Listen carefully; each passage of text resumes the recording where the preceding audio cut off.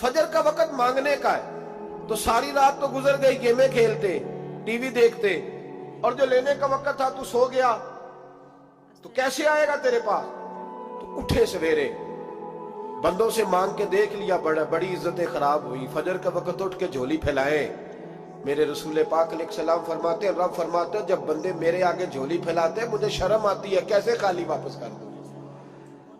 तो उसके सामने झोली फैलाए सवेरे उठ के, रिस्क में बरकत होगी। और फिर एक और बात, पांचवी बात, रिस्क में तंगी उस वक्त होती है जब हम माल गलत जगह पे खर्च करते हैं। अल्लाह माल देता है अपने फजल से, और जब हम उसे जाया करें, मिसाल देता हूं, मेरे पास एक शख्स ने आके कहा, हजरत जी बच्ची की शादी है, या मेरा घर में कोई बीमार है, या बड़ी आजमाइश है, 10,000 की जरूरत है, मैंने थमा दिया उसको। फिर मुझे बाद में पता चला कि ओहो, वो तो अय्याशी कर रहा है पैसों से, वो तो चला गया कहीं घूमने और फलां होटल में, महंगे होटल में बैठ के खाना खा लिया, तो मेरे दिल पे क्या गुजरेगी उस शख्स के बारे में? बिला मिसालों बिला तशबीह समझाने के लिए अल्लाह ने माल दिया फजल से, और अगर अय्याशियों में लगा दिया।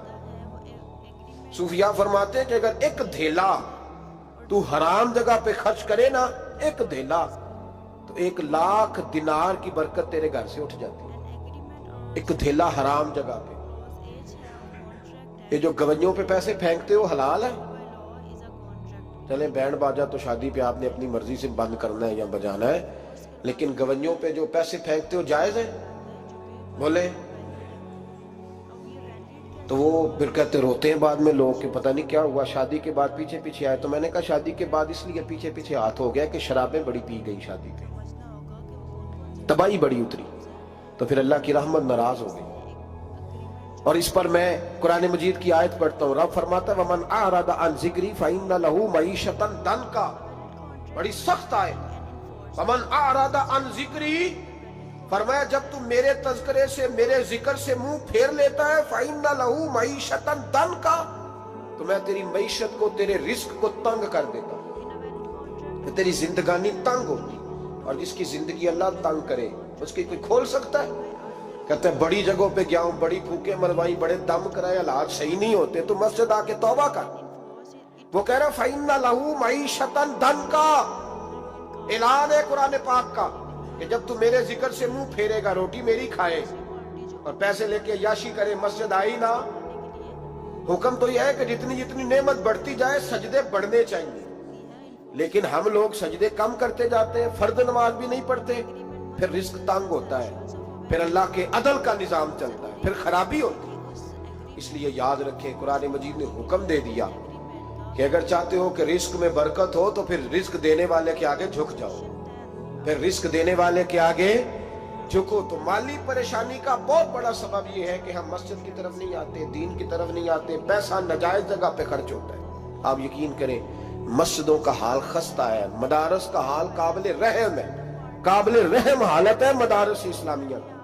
और लोग पैसा कहाँ खर्च करते हैं? मैं तो ये रोना रोता रहता हूँ, हर जगह रोता हूँ। मैं दुनिया के किसी पाकिस्तान के कोने में बैठता हूँ तो रोना रोता हूँ। एक्टर पल गए, और अहले सुन्नत का तो वैसे अल्लाह हाफ़िज़ है, कवालों की कोठियां देखने के काबिल है। और नात खां जो सुर सीखते हैं रात को कहीं बैठ के और सिर्फ आवाज सुरीली है, उनके मकान पजारों देखने के काबिल है। और जिस शख्स ने सारी जिंदगी रसूलुल्लाह का दीन पढ़ाया, सारी जिंदगी, शेखुल हदीस मिजाज के लोग हैं जिनकी बेटियों की शादियां भी होने वाली हैं। मदारस के बच्चे मोटे कपड़े पहन के गर्मियों में घूमते हैं, मोटे कपड़े। और कोई चौधरी अगर कभी देने आता है ना किसी मदरसे में पैसे, तो कहता है जी वो मैंने 50,000 रुपया खर्च करना है, तो कुछ जगह कोई काम बताए कौन सा होने वाला है। मैं क्या तू लहजा कहा रही, ये काम बताए। अब किसी इमाम की बेटी की शादी होने वाली है तो पहले तुझे जाके बताएं कि उस पास हमने खर्च करने। कहते नहीं नहीं वो मेरा एतबार नहीं, तो एतबार नहीं तो जा दौड़ जा। यहाँ कोई भूखे नंगे लोग बैठे, ये रसूलुल्लाह का नाम लेते हैं, और जो मुस्तफा का नाम लेते हैं रब उन्हें इतना नवाजता है कि कहीं कोई कमी बाकी नहीं रहती। वो कमाल कर देता है जब वो देता है। दरवाजा रसूल से जिसे मिलता है, मेरे आला हज़रत बोल के कौन देता है? देने को मुंह चाहिए, देने वाला है सच्चा, देने वाला है सच्चा। मैं बहुत दूर था पंजाब के कोने में, तो महफिल से फारूक हुआ तो 5-5 हज़ार के ना 4 नोट एक चौधरी सामने लहदा लहदा करके, तो इस तरह शादियों पे नहीं देते। 2000 ਦਾ ਵੱਖਰਾ ਵੱਖਰਾ ਕਰਨਾ ਨਜ਼ਰ ਆਵੇ, ਉਹਨਾਂ ਨੂੰ ਕਿਤੇ ਨੂੰ ਲੱਗੇ ਕਿ 1000 ਹੀ ਦੇ ਗਿਆ। तो लहदा लहदा करके ना 4 नोट तो यूं किया, हज़रत साहब ये। मैंने कहा तू शायद मुझे जानता नहीं, पता नहीं मैं कौन हूँ। उसने कहा क्या मतलब? मैंने कहा मुझे बड़ी बड़ी बड़ी मस्जिदों में लोगों ने कहा आ जाओ। मैंने कहा वहां रहना है जहाँ मस्जिद भी हो और अल्लाह की दी हुई इज्जत भी हो। बड़े इदारों में तो बातें बड़ी सुननी पड़ती है, तो तू समझा ही नहीं हमें। तूने ये किस तरह की बात कर दी? इसको उठा के ले जा। गैरत है बड़ी चीज जहां ने तगोदो में, पहनाती है ये फक्र को ताजे सरदारा।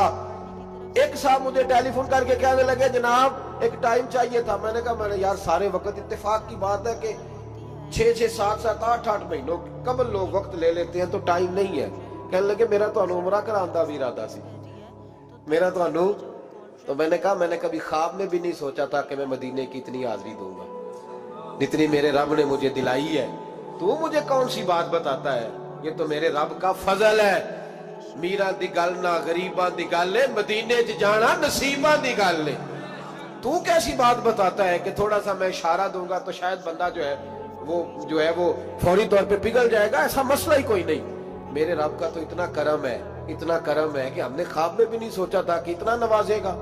तो ये लोग गलत समझते हैं।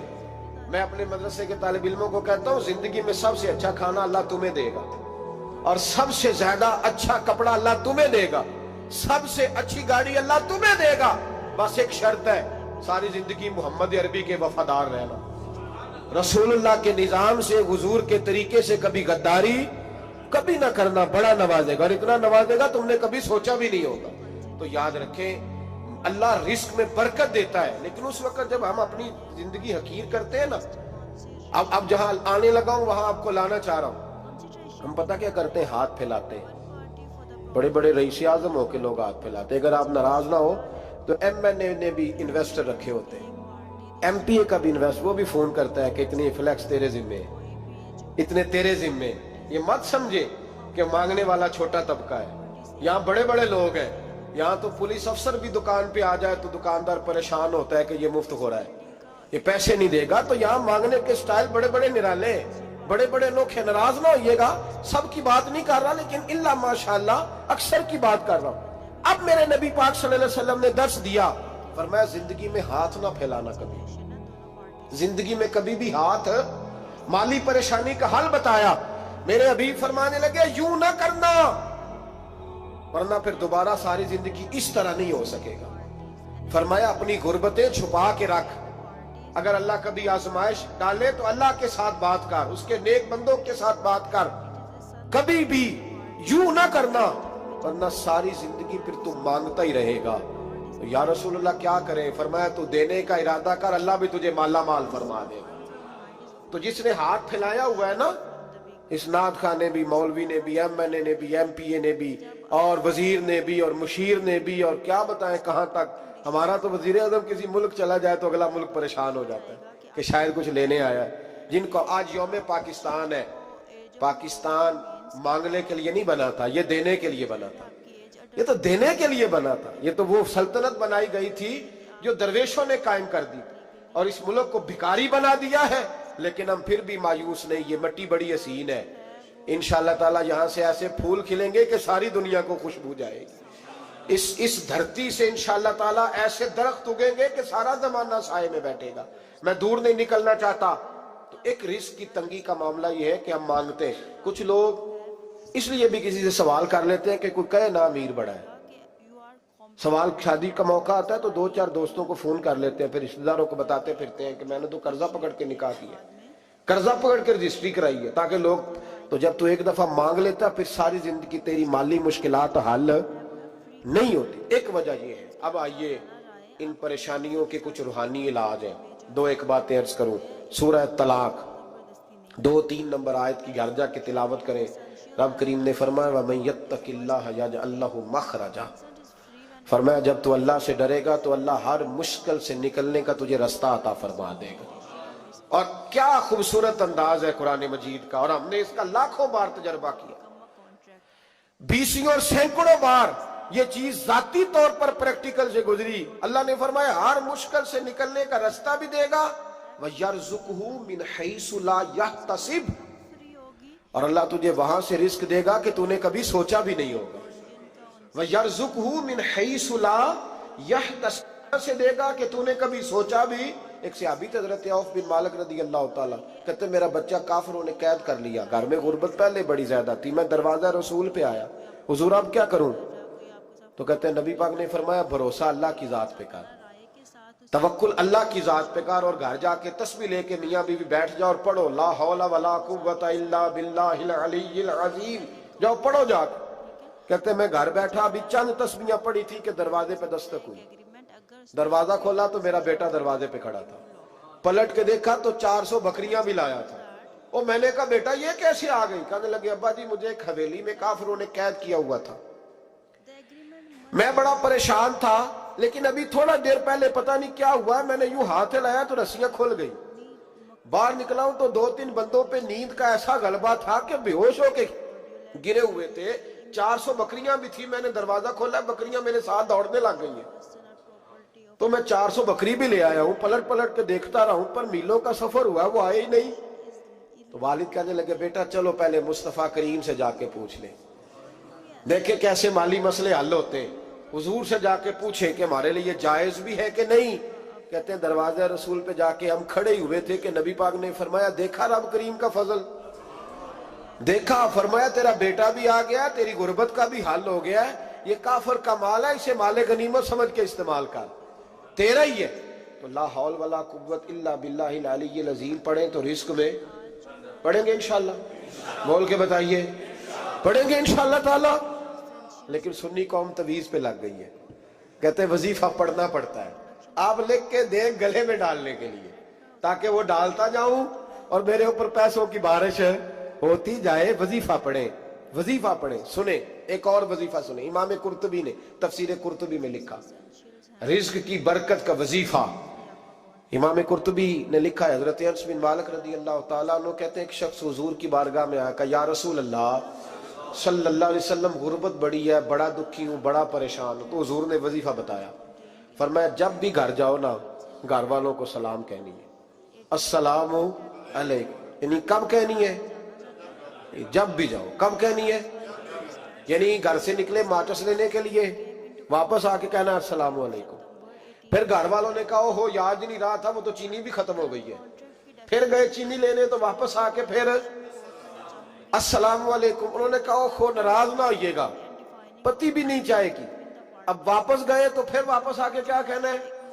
تو نبی پاک صلی اللہ علیہ وسلم نے فرمایا جب بھی گھر جا السلام علیکم کہے اور 3 دفعہ سورۃ اخلاص پڑھ دے, اور سورت بھی وہ بتائی جو سب کو آتی ہے, قل هو اللہ احد اللہ الصمد لم یلد ولم یولد ولم یکن لہ کفوا احد. 3 دفعہ یہ پڑھ دے.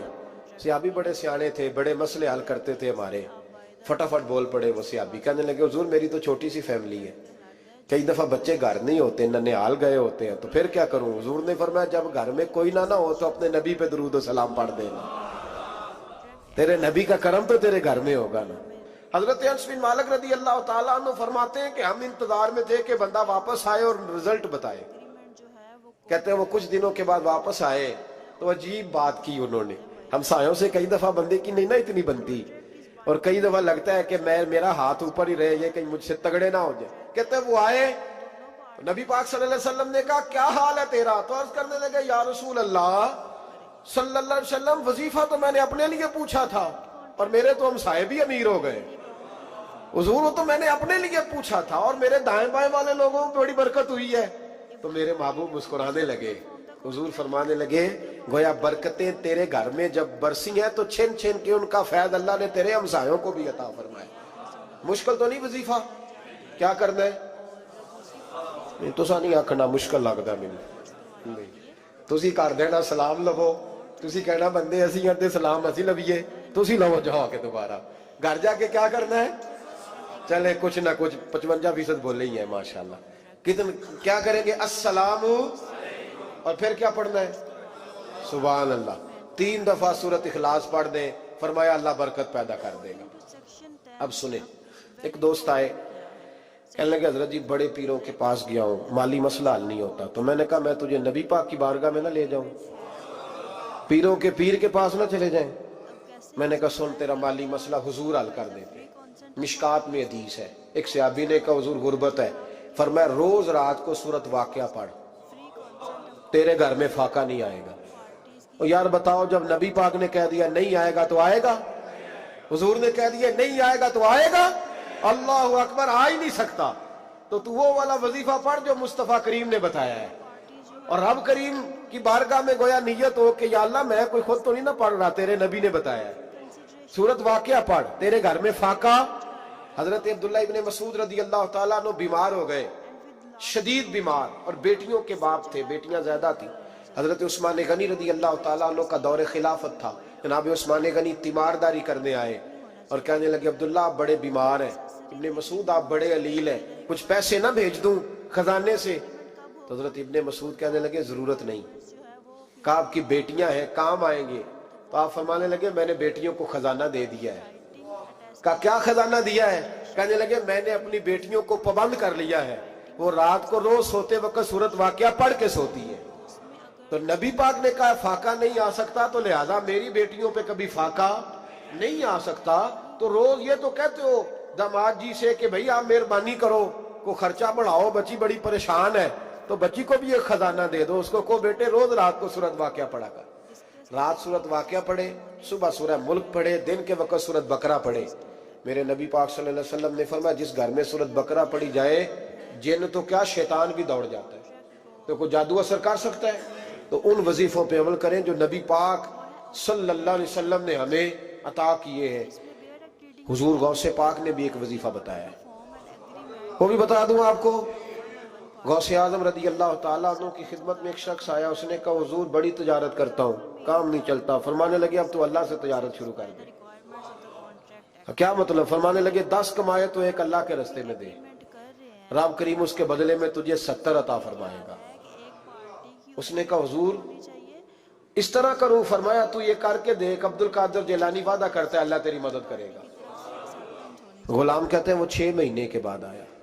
پہلے جب آیا تھا تو پیدل آیا تھا, 6 ماہ کے بعد آیا تو 6 اونٹ تھے اس کے پاس, اور آ کے حاضر ہوا. تو کہنے لگا حضور زندگی پتہ نہیں کہاں گزار دی, کاروبار کا تو مزہ ہی اب آیا ہے, اب مزہ آیا ہے کاروبار کرنے کا, اب مزہ آیا ہے. کہ 10 میں سے 1 دیتا ہوں, پتہ نہیں کتنا مہربان ہے. اور یہ آیت ہے وَيَرْزُقْهُ مِنْ حَيْثُ لَا يَحْتَسِبُ, تجھے وہاں سے دے گا کہ تیرا کبھی گمان بھی نہیں گیا ہوگا. روحانی معاملات کو بھی ضرور شامل حال رکھیں, اور مال مانگے اس سے جو بے حساب دیتا ہے, دنیا داروں سے نہیں مانگے, اس سے مانگیں جو دیتا ہے تو پھر بے حساب ہی دیتا ہے. دعا کرتا ہوں.